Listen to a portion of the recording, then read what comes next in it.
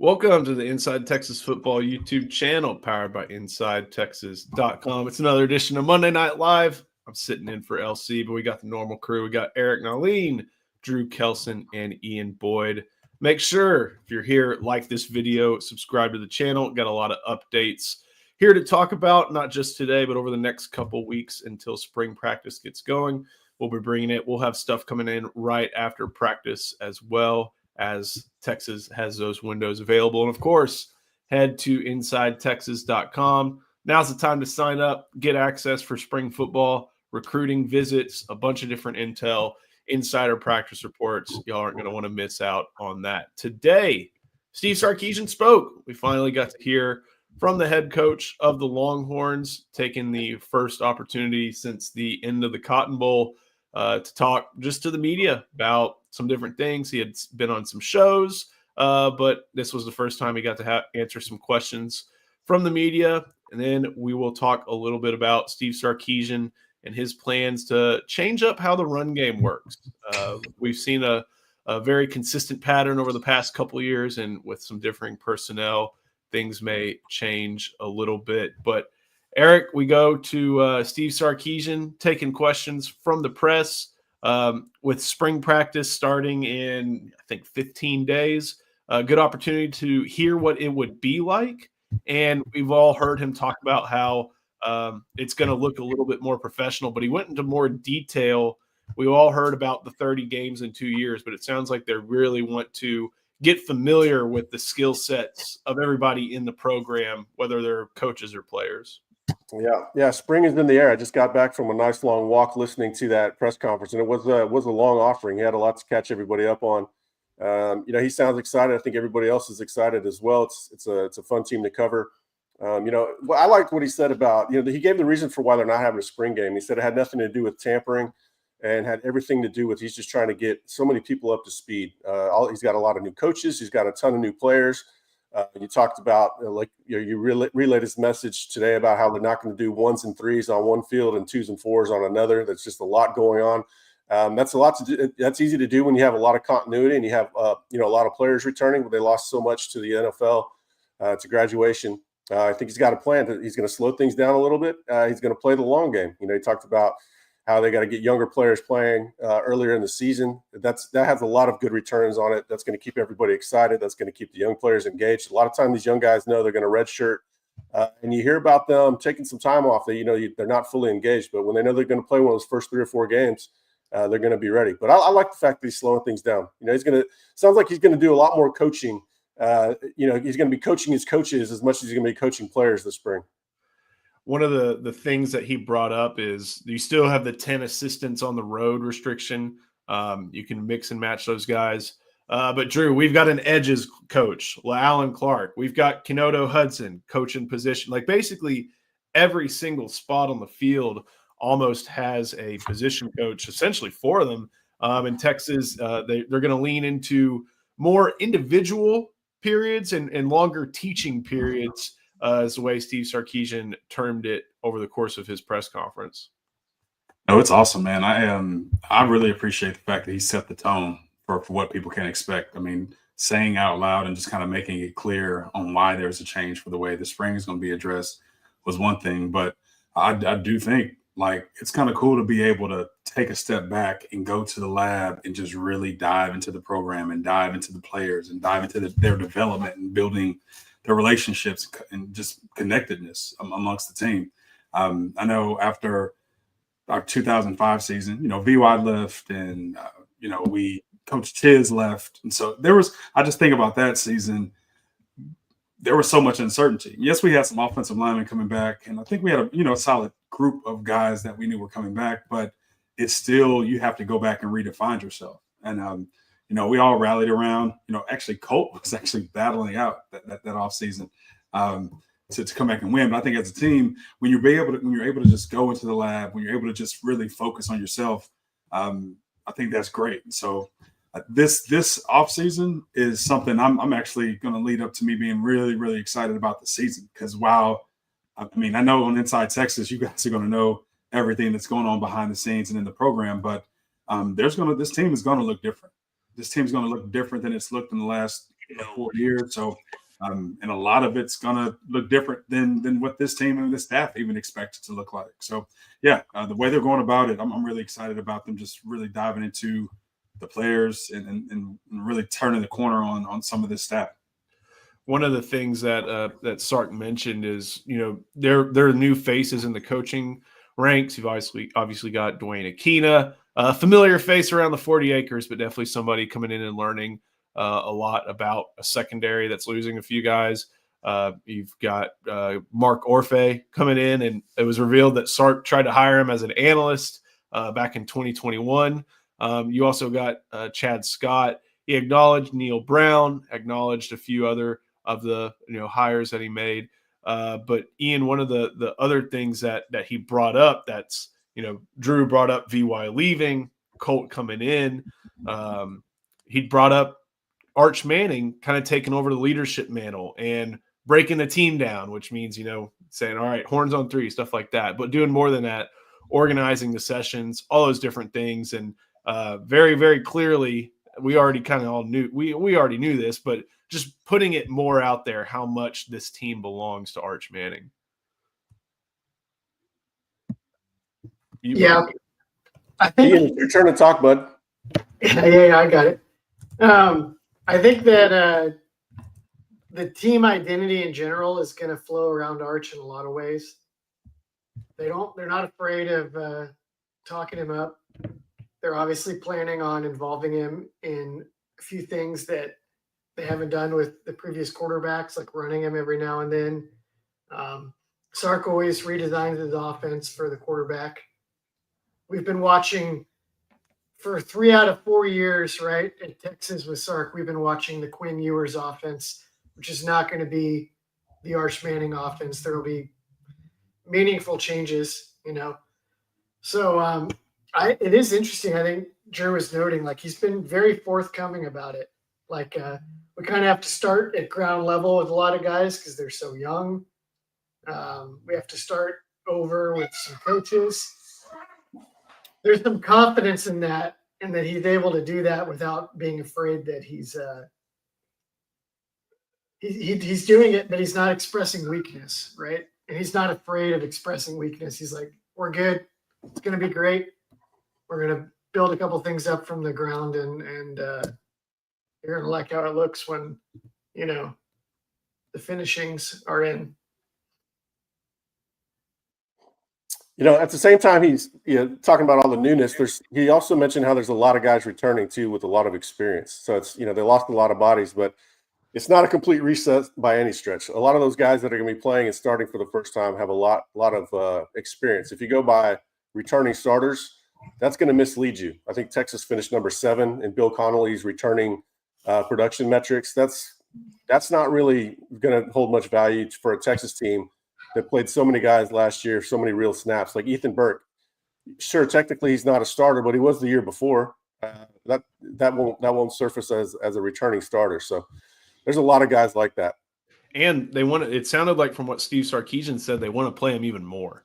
We knew that he played a lot of players last year. I think in those first couple games, we counted like 60, 70 guys getting in, most of the scholarship roster, then the walk-ons being rewarded.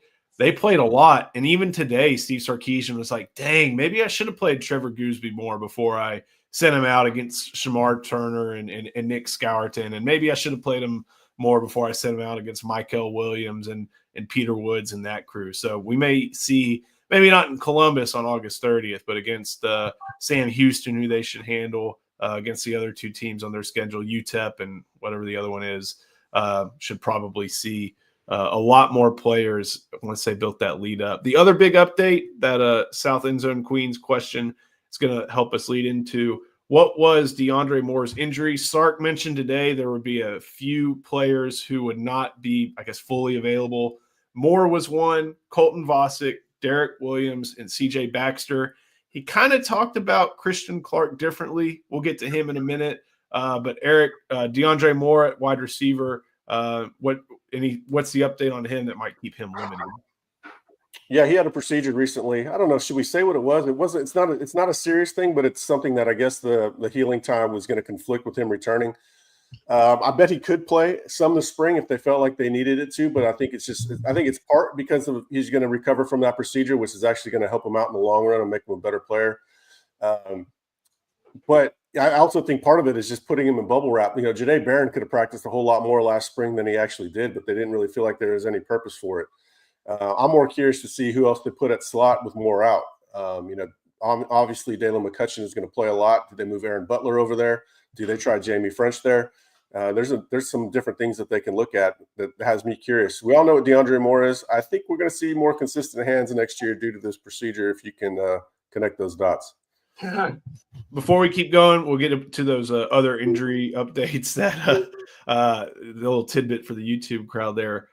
Before we keep going, though, got to show some love to our sponsor. That is David McClellan. I'm just going to say, guys, you probably need a fiduciary financial advisor, and I've got the guy for you. His name is David McClellan with Forum Financial. He works broadly and deeply with his clients as a financial life coach, and he should know something about coaching because he won several national championships as a swimmer for the University of Texas. He specializes in financial planning and has contributed numerous articles to Kipling on the topic of retirement tax bombs. So contact David today to be your fiduciary financial planner and schedule a 1-hour consultation to assess your financial situations. The free consultation is available, so just give him a call. The number is 312-933-8823. That's 312-933-8823. His email is also in the description below. So as mentioned, CJ Baxter, Derek Williams, Colton Vosick, DeAndre Moore, those are all positions that have we kind of know what everything else looks like at that spot, except, maybe Jack. That may be where there's a little bit of intrigue. We know about Ethan Burke, obviously, but Drew, it seems like behind them, some names that we may know but haven't seen a ton of playing time, like Zeno Umazulu, Lance Jackson. So Colton Vosick's lack of availability full go for the spring may shed some light on what's supposed to be a very, very strong edge room. Yeah, he brought up Alan Clark too. So I think one thing that stood out during his talk today was kind of going back to a theme. He didn't say these words, but it's adapt or die. There are a lot of people leaving this college game, but what is Sark doing? He's using the rules at his expense. At his disposal to be able to take advantage of the number of coaches he can have, and so being able to have PK focus more on the defense from a coordinator standpoint and focus on collaboration with Coach Akina and Coach Nansen, while you have Alan Clark, who honestly may be one of the more underrated hires this offseason when it comes to his pass rush specialists, when it comes to us having the talent and the guys that are on that side of the ball that can make the plays. But now we have hyper focus on being able to stretch them, being able to challenge them, and being able to develop them. So the really cool thing about it is it's not just the top guys who are going to get developed with these new coaches that are hyper focused on these positions. You get to develop the talent as well. That's the depth of the talent. I really think the way that this spring is shaping out, especially not just our top line guys are going to get a chance to develop. We're really going to need some of our depth to develop as well. And there are going to be a lot of reps, a lot of fights on both sides of the ball, guys fighting for positions, guys fighting to move up the depth chart, and just guys fighting to get better. So really exciting spring with a lot of uncertainty with some of these new coaches there, but it's all headed in the right direction. Ian, one of the things that Texas is really going to have to focus on is figuring out who's going to play alongside Michael Taff. And we learned actually our buddy, I think it was Call Kevin on the Inside Texas message board, Derek Williams only played in 4 games. So is he going to get a medical red shirt? No, he just got a plain red shirt. He's not going to be full go for the spring, but that's going to allow Akina, Kwiatkowski, everybody to really figure out what they have in that safeties room. And Sark even talked about one of the versatile options today. But it sounds like safety alongside Michael Taff has a lot of different capabilities that they can get to explore this spring. Yeah, who was he singling out today? I think I missed that tidbit. He talked about Jelani and his ability to do kind of move all over the defensive backfield. Yeah. Well, I noticed he had him even singled out for potentially playing up front in the dime. So it sounds like he'll be everywhere. This one is a really interesting spot to me with that opening. I figure bringing in Dwayne Akina and not having a sure rotation at safety at the same time could lead to some surprises. If he moves guys around and finds a guy that he thinks is going to actually be a better fit there than how another coach's eye saw it or another coach's vision would have had things play out. But I mean, you figure McDonald will get work there. Jordan Johnson-Rubel will get work there. And Phil Sami would be the guy, I guess, that you'd be really interested to see how he responds to being torn down and rebuilt technically by Akina with his drills this offseason. I was about to say, what do you mean by torn down? It's like, where are you going with this? But we knew he was a guy who's very athletic, had to get some of the finer points down. Eric, we already know that Jalen Gilbo's going to corner. Malik Muhammad's there over at the other corner spot. Safety kind of falls in under Kenoto Hudson's purview now, but there's so much mixing and matching in the secondary, especially under Dwayne Akina, that it'll be very interesting to track, how one position probably affects the other with these versatile defensive backs. Yeah, I wonder if Akina had input on Ryan Niblett moving to star, or if that was already on the docket. Because I could see Akina wanting that speed, athleticism, that body type on defense. I need to figure out the timeline on that. I might ask about that. And Akina probably came in and said, "Give me that guy," pointing at Kobe Black, and Orfe's like, "Hell no, you can't have him." I'm curious to see how it all works out. McDonald's going to play star this year because they want Taff and they want Williams, Taff, and McDonald all on the field at the same time. And the best way to do that is put McDonald at star. But that doesn't mean they won't have McDonald back there this spring. I love the fact that all these young guys are going to have Taff alongside them. So they got an old sage coach on the sidelines, but they also got an old sage player on their side too, out on the field with them. So I don't really have any concerns about Phil Sami and developing. It's going to take a little bit more time. We know that. We knew that when they took him. Jordan Johnson-Rubel has a lot of the same sort of intangibles that Taff has, and they really like Zealous Hicks. So this is going to be a great opportunity for Hicks to get up, get a lot of reps that he probably wouldn't have gotten otherwise. Jonah Williams isn't there; he's playing baseball. He still mixes and mingles with football, but when he suits out, it's for baseball. So this is a really good opportunity for Jordan Johnson-Rubel, Phil Sami, and Zealous Hicks to get some reps. I think McDonald is going to.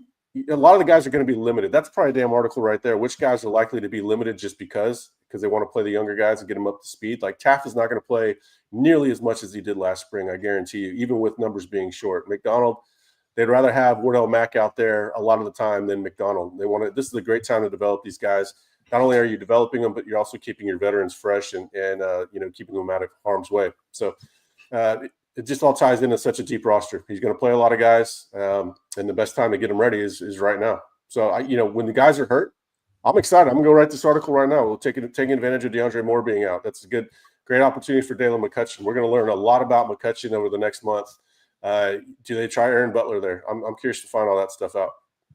I can't find where that picture of the other guy Sark talked about, Christian Clark, may have been on Instagram because I can't see it on Twitter because Twitter's that was eye-opening, man. They got that guy doing a front squat, which requires a whole lot of ankle flexion from an Achilles injury. That one caught my attention too. And then what he said today was it wasn't quite clear, but it was no doubt it was positive.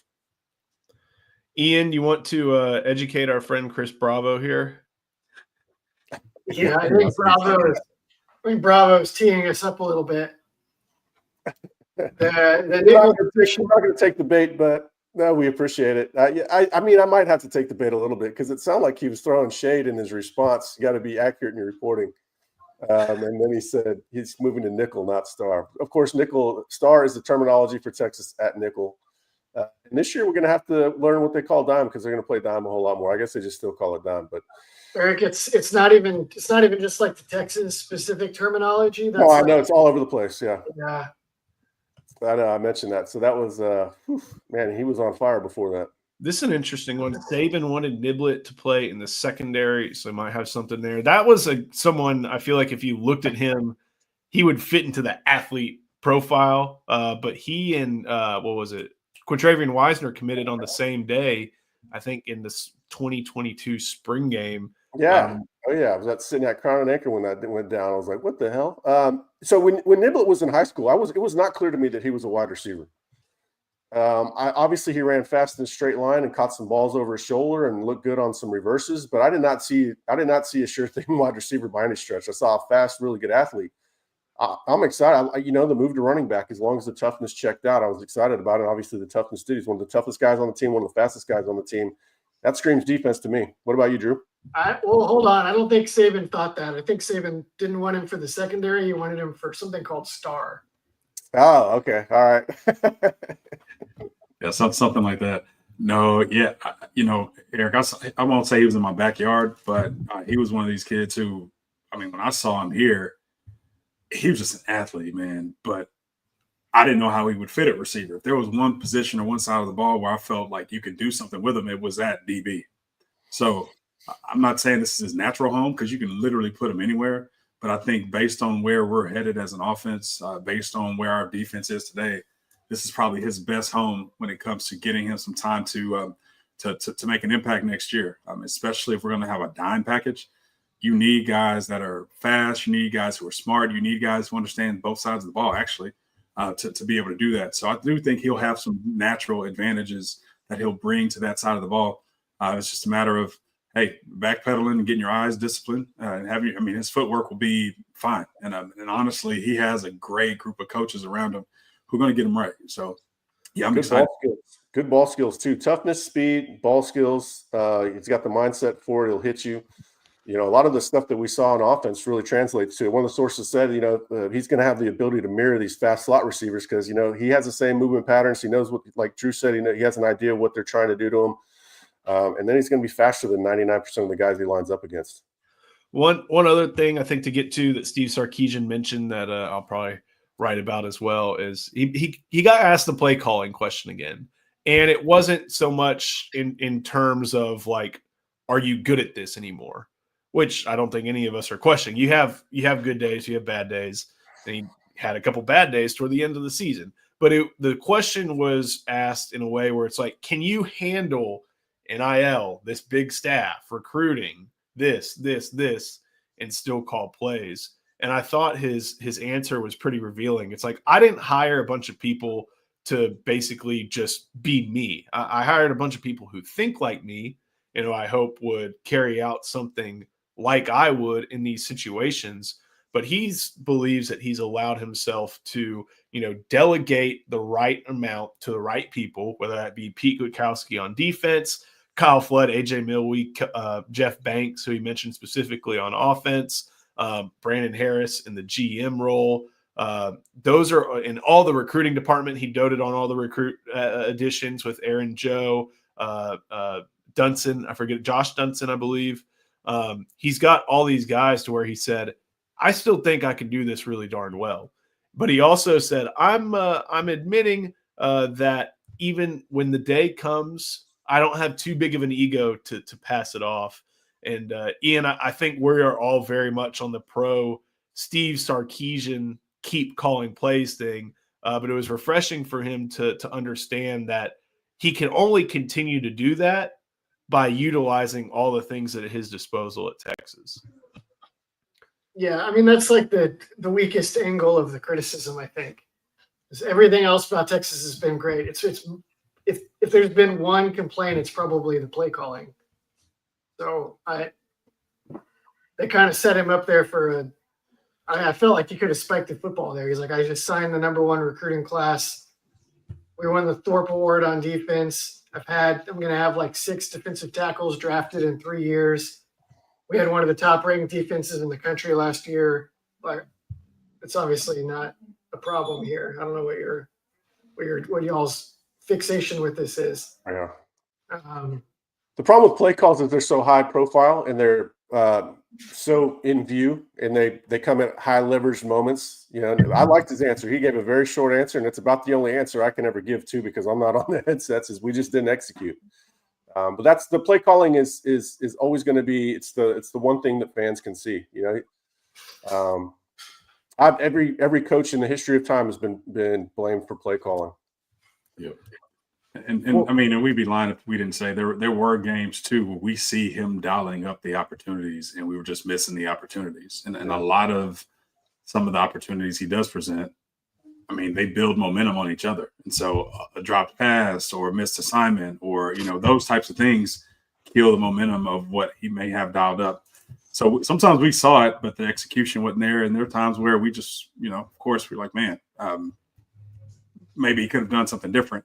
But I think that's more of a situational issue than it is just the general play calling and flow of the game as you're just moving throughout. But I do agree. I like the way he addressed that question, because he did bring in Neil Brown and even specifically said we brought in Neil Brown to bring a spark and to bring some new ideas and some freshness to what we do. So that really says a lot. We were speculating about what that may look like, but I really think him saying it out loud was really cool.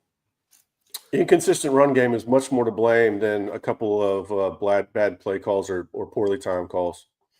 We'll get to that in just a second, but before we do, we got to show some love to our other sponsor, that is Luxe Kitchen and Bath. This video is brought to you by Luxe Kitchen and Bath.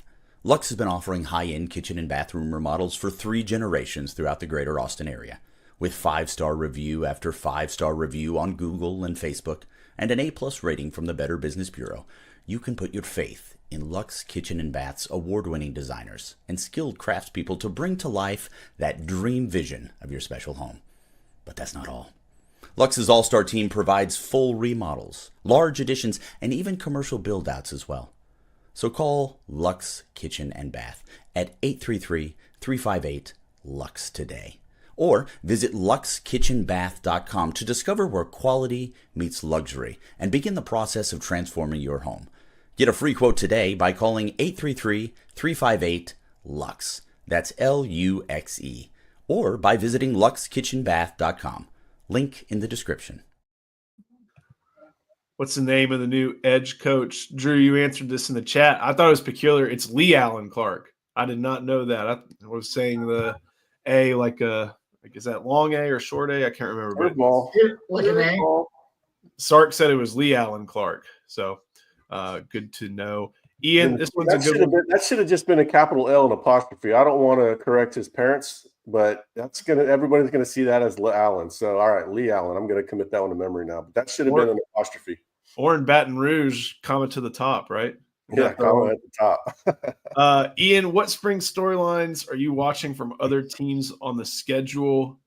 Where do you want to start? You want to start with Ohio State or maybe somewhere in the SEC? Let's just say Ohio State first. Everybody assumes Julian Sagan is the next quarterback. I'm curious to see the timeline. When Ryan Day has a guy he trusts, he likes to go all in as quickly as he can so he can just give him all the reps and develop him. And when that doesn't happen quickly, that's a telling that they are not clicking like he wants and the competition has to go on. So I'm going to keep an eye on that, just how confident Ryan Day is about Sagan early on.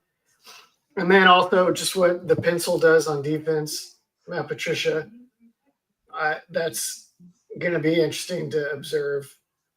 It's funny how in back-to-back seasons, Texas is going to go play Big Ten power, who's coming off a national championship one, but also bringing in an offensive-minded head coach is bringing in a defensive coordinator from the NFL. This wasn't Wink with the Giants. Patricia was with the couch. Like, that's back-to-back storylines where there's a lot of symmetry in the offseason. I think it's coaching more than players there at Ohio State, because at a certain point you can spam CJ Donaldson, you can spam Jeremiah Smith, you can trust Julian Sagan to do just enough.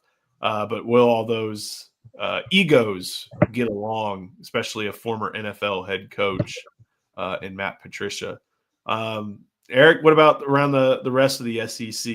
My thing is more macro than just the SEC is who the hell has a quarterback? Everybody's starting new, it seems like. Oregon out in Eugene, they're starting new. Of course, they got a very talented guy there, Dante Moore. Everybody. Georgia's got a new guy. We saw a little bit of him. Unfortunately, we saw Gunnar Stockton. Alabama's breaking in somebody new. Everybody that has a chance to really win, everybody that has a chance, and I'm just never going to give Penn State their due. I'm sorry if there's a Penn State fan out there. Drew Aller's returning. All right, congratulations. You're not going to win a national championship with him. Anybody that has a chance to win a national championship, I just don't see. There's questions at quarterback, and I think that's one of the reasons that I'm kind of bullish on Texas. But I want to hear reports about all these quarterbacks, how they're doing with their first time taking the mantle. I'm real curious to see how Lagway, because apparently he's nursing some sort of injury, is kind of bumped up a little bit. But he's supposed to be, everybody has almost Arch Manning level expectations for him. They should. And he's going to be taking over a Florida offense and kind of has to be Billy Napier's savior. Ian, do you remember, is Mississippi State sticking with Shapen? Yeah, Shapen's back from I can't remember what injury it was that ended his year last year, but he's their guy. And I believe they have somebody behind him, but I don't think it's anybody. Well, Van Buren left. They have Parsons from Duncanville, I think, behind him. One of them left, or maybe both. Yeah, Van Buren went to LSU, but why are we talking about Mississippi State again? I don't know. Yeah, LSU is maybe we should be talking about LSU or something. I don't know. They got Nussmeier back. I don't know where the hell did Mississippi State come from. Ian, I got to give you this one. What about Mateer at OU? I mean, that seems like the big storyline. Them and the new offensive coordinator, in addition to trying to save everything Brent Venables has got himself into. I think Mateer is actually a good player and was a nice addition for them, but he had a tendency at Wazoo to do some hero ball. Took a lot of sacks, ran the ball a lot, had to carry a heavy load to make Wazoo like a remotely competitive team. And I don't think they have surrounded him with talent at Oklahoma, as remarkable as that is. So if he's trying to carry the Oklahoma offense against their schedule, and they don't have receiver and offensive line figured out in a major way, it's not going to work. He's going to come apart at the seams. I did see something heartbreaking OU related the other day, though, was Michael Fasusi out there in pads moving around. Oh, my God, he looked like $1 million. I'm surely he'll start, right? He has to. Well, first of all, he has to just financially speaking. You can't have $1 million sitting on the bench. That's just not the proper way to operate a program.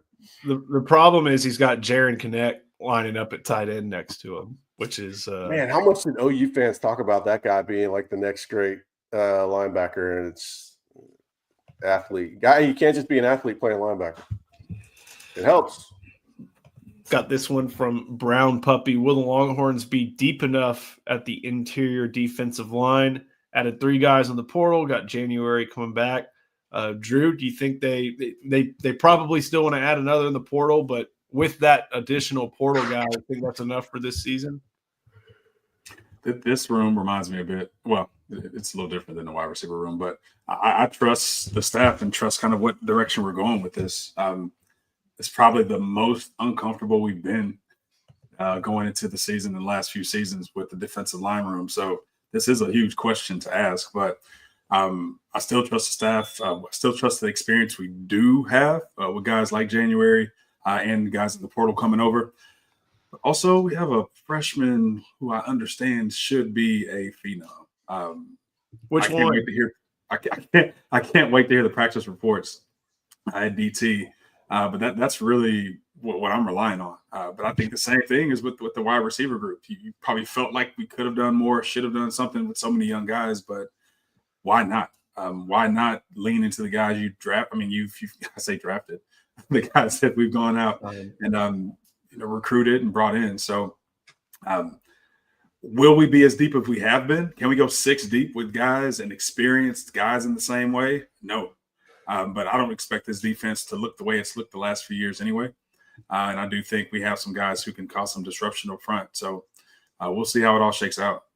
Yeah, I'm going to say that I think they will be deep enough. Last year they mainly played 4 guys. That's it. It was mainly Collins, Broughton, Lole, and Norton. That was the main. So I think they've got 4 guys right now. Canoe was going to not start, but play a lot at Ohio State. Shaw had the look of a breakout guy for North Carolina. Brevard, I think, is highly underrated. And then January, I think, he's ready to play quite a bit. So now you're just looking for another guy in the portal, which I predict will happen, assuming that a guy good enough to join the roster is out there and available and attainable. And then you just need one of the freshmen to step up. And I mean, Justice Terry's going to play in some form or fashion this year. Like I just said, you can't have $1 million sitting on the bench. So he's going to play. Maybe it's as a pass rusher or whatever. If you saw a picture of Josiah Sharma the other day, that guy is a freaking unit. And he's huge, and he's already leaning up. And then Myron Charles is a really athletic guy that could probably give you snaps just because of how athletic he is. So I'm not too worried about it. Maybe the top line quality won't be what Texas is used to, but I don't think depth is going to be an issue once they get through spring and August. Can those LSU guys jump in the portal? Not right now. That window opens up when head coaches leave. So if Brian Kelly got the axe somehow, then they could jump in. They could jump in the spring window. But Texas doesn't seem to be very interested in guys who either left or really spurn them in very specific ways. Zion would be the only one even worth paying attention to. And I mean, with Brandon Brown, that's not happening. Sidier Mitchell, I mean, that's really not happening. So, Zion would be the only one worth even kicking the tires on, I think. And I don't think Zion would address any issues for this season. So, kick that one down the line, kick that down to the next recruiting class. They need to kill D-tackle recruiting again in this class, and I think they're off to a pretty decent start with their big board. But I think they're going to be good. But I'm also, admittedly, I'm really high on Brevard. I think that guy plays with good leverage and shock power, and I think he's quicker off the ball than people realize. And then Shaw has a lot of upside. And then January's right on time with his development. Hero Canoe, full-grown man. So I think they're in a pretty good spot. They set a really high floor with the transfers, I think. I don't know if they have any pass rushers up front unless Justice Terry shows up there or maybe January. But they're not going to be tissue paper in the run game. These guys are all really solid. One thing I kind of just popped in my head about Brevard, he either didn't really play much at Penn State, and they've had good defensive fronts, or he was on a crappy Purdue defense. Maybe being around a little bit better talent opens him up as well. Last thing to talk about, Eric, you wrote something this morning about Steve Sarkisian's plans to revamp the run game. We know that Sarkisian and Flood and everybody involved likes to have a multifaceted run game using a variety of schemes, but with the personnel they are likely to use and the running backs they have at their disposal, you may see a little bit more of one certain style from what you wrote today. Yeah, Ian wrote a really good article last week. Ian's usually a little bit ahead of the curve. It's funny, Ian's usually sees where the staff is headed by the available pieces. And then sometimes he gets information from us and is really able to kind of cheat it and get ahead of the curve on delivering the information. But, yeah, they're going to run more gap schemes this year. They love Jarrett Gibson and they love C.J. Baxter. They think C.J. Baxter is going to come back fully healthy. And that's predominantly what he ran in high school. That's not going to say they're going to get rid of zone. They're still going to run zone, of course. But you're going to see more gap schemes this year. They think it suits the interior linemen that they have coming back or that they anticipate starting this season. Why is that simpler, Ian? I think we kind of have an idea of why gap schemes are simpler for linemen and backs, but what makes it simpler for those guys? Well, it's not outside zone. Outside zone is hard because your movement is so lateral that everybody has to be communicating and understanding. If this guy goes this way, you pick him up. If this guy goes this way, I'm going to pick him up. And you're doing it all on the move and on the fly, kind of like pass protection, except you're trying to move lateral and forward. And you would see when they would try to run zone in 2022 and early 23, all the time you would see guys just running into the backfield and one offensive lineman I guess that was my guy. And they wouldn't get the trade right and the combo blocks right. They have to be very quick. It's not like inside zone where you both kind of block the same guy and stick on it for a minute. Everything moves very quickly. The teams that do it really well usually don't do that much else. And Texas tried to major in it last year because it was Jake Majors and Hayden Connor in particular, I think were really pretty good at it. They moved well in it. The tackles moved really well at it. Everybody was good. And maybe like Connor and Majors wouldn't have been as good in something else. So I think they made it a bigger emphasis for that reason. And now I don't think it's so much like the gap schemes are probably easier, but I think this is probably closer to what they want anyway. And they no longer have the like leftover Herman and Yurcich guys that didn't quite fit where Sark wanted to go around, and they can lean more into that. It's an easier read for the running backs too, right? They're kind of on the train tracks. It's not hard. It's not hard for Jared Gibson because he just first time he sees a hole, ducks his head down and goes forward. I don't know. Outside zone probably not too bad for running backs if you do it well. One of the things that I feel like for running backs is, and Eric, we talked about this a ton. You wrote it even when you watch Cedric Baxter's high school film, you just see him following a lineman every single time. And that was one of his big adjustments for the college game. It's why there were times when it's why Jonathan Brooks kind of took over his spot in addition to injury. But him going back to that and Texas going back to that should bode well for him just because it's going back to a little bit of what he knows. Yeah, I think zone requires more feel and more time, more experience, and he was mainly running gap schemes in high school. That's why I was high on him as a freshman, but I thought he would be a little tentative, and I think that's kind of what happened to him. I think you think less when it's gap schemes, but I could be wrong. Drew, when you think of what may pop up along the interior of the offensive line for Texas, replacing Hayden Connor, probably with Zena Umeozulu or with Neto. We're replacing Jake Majors probably with Cole Hudson, keeping DJ Campbell. Do you think that bodes a lot better for Texas in their efforts to get some gap scheme stuff working? No, I think I started thinking about this from a defensive standpoint. I mean, as a linebacker, I mean, that immediately puts a strain on the defense. If you're doing outside zone, no one's really coming off enough for you to just cause much confusion. And I think we put enough of it on film to see how that looks. Just from an execution standpoint, the defense, I think it puts a lot more strain. You have a running quarterback or a quarterback whose legs you can use. You still have the RPO feel. You have running backs that are becoming downhill now. So I just think defensively, trying to defend this offense, even in spite or regardless of who's going to be the new guys in those positions, it's going to be a different look when guys are just coming downhill and you have to make decisions. But I also think it's going to make our linebackers better with what they're able to see, because there's a lot of this that we see, and I don't think we've done great defending. So I know that wasn't exactly where your question was going, but that's really where my brain was. It's how we're going to adjust as a defense, or how our linebackers are going to develop, being able to see this scheme every day in practice, because I do think it's going to make our offensive linemen more decisive, more violent, more sure and certain of what they're responsible for, which is going to really, really, really improve just the way our team physicality is and our team assertiveness is. We won't be as concerned, or at least I won't be as concerned about, are the guys in position across the offensive line, are they the guys who are just the sharpest at running the scheme outside zone? Or are they the guys who are the most physical, the most consistent, the ones who can displace the most? And so, we recruit these guys. We're going to get them all strong, and everything else is off season. Let's use them. Let's really, really use their physicality, and let's really develop them. So that's what I'm excited to kind of see how this change will look on the other side of it. That's also for the linebackers on the other team.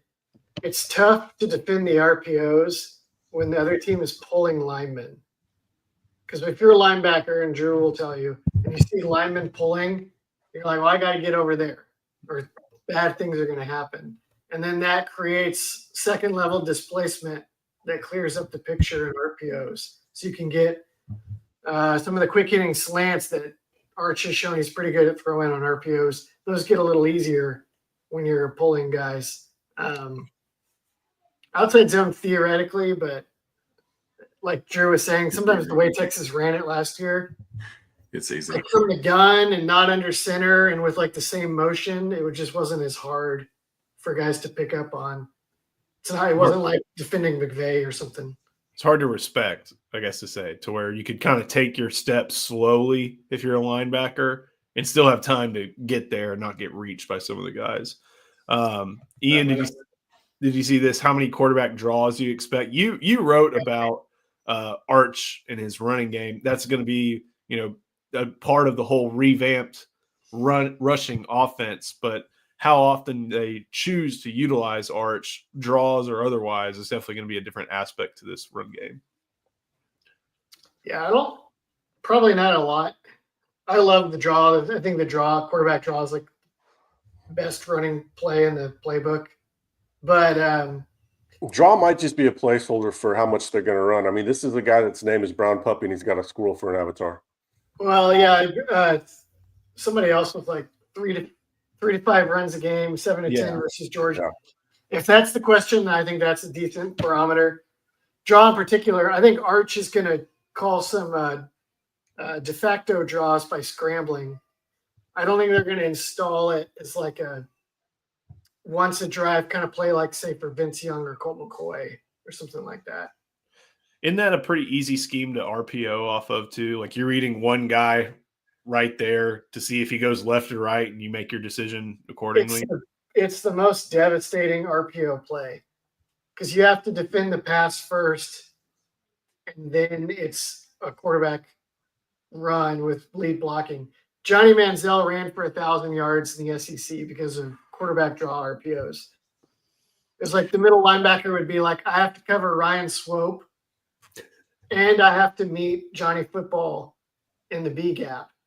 And I cannot do both. They're way too quick. I got to pick one, and then the other one makes me look like an idiot. Yeah, go ahead, Drew.